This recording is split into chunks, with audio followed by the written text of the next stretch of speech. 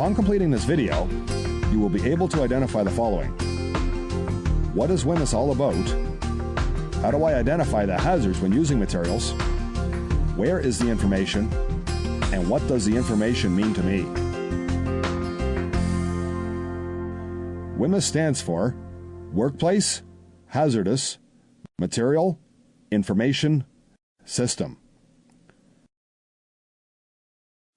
WHMIS was passed into law in 1988 through the Hazardous Products Act. WHMIS was developed by the stakeholders involved: government, employers, and workers. WHMIS was designed to provide information and instructions to employers and workers on hazardous materials found in the workplace, and gives workers the right to know about hazards found in the workplace. Workers also have the right to refuse work in unsafe conditions. Some materials are exempt from WHMIS because they already have their own laws, such as explosives, pesticides, products bought for use by consumers at home, tobacco or cigarettes, materials regulated by Atomic Energy Canada, and manufactured articles. WHMIS applies to any worker who works with or is likely to be exposed to a hazardous material, biological, or physical agent, which means that all workers must participate in training in order to understand the WHMIS program. This includes anyone who enters a construction site, whether the construction is residential, commercial, industrial, road work, renovation projects, or any other type of construction. WHMIS affects everyone in the construction industry.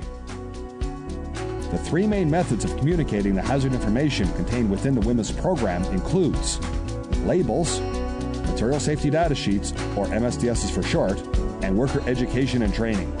But first, let's take a quick look at responsibilities. Manufacturers' WHMIS responsibilities include preparation of labels and MSDSs. Also, under WHMIS regulations, manufacturers must provide 4 basic pieces of information, which include the following. What are the hazards associated with the materials that you're using? How do you protect yourself? What do you do in case of an emergency? And where do you get more information? Some of the employer responsibilities include training. Management must ensure that training is in place for their workers to understand labels, MSDSs, and how to implement control and emergency measures. All workplaces are required to implement a WHMIS program that ensures MSDSs are kept on site and in a manner that allows workers to review them as required, and employers must ensure data sheets are less than 3 years old. Resources such as PPE must be supplied in order to work safely. The manufacturer's instructions and control methods must be used as the minimum standards. Employers must ensure that emergency procedures have been developed and are in place just in case a worker is overexposed to a hazardous material. Employers must also ensure that supervisors are familiar with the company procedures on use of hazardous materials and ensure those controls are put in place at crew level. Supervisors are required to ensure they are familiar with the proper procedures and use of the workplace materials and make sure provisions and procedures are in place and adhered to. Assistance must also be provided to workers regarding the use of hazardous materials before the worker uses the hazardous material for the first time. Ensure workers know the proper way. Workers are always required to work in a safe manner. Follow your employer's instructions and become familiar with the safety procedures, including the PPE. Hazardous materials are found at every stage of a construction project, from start to finish.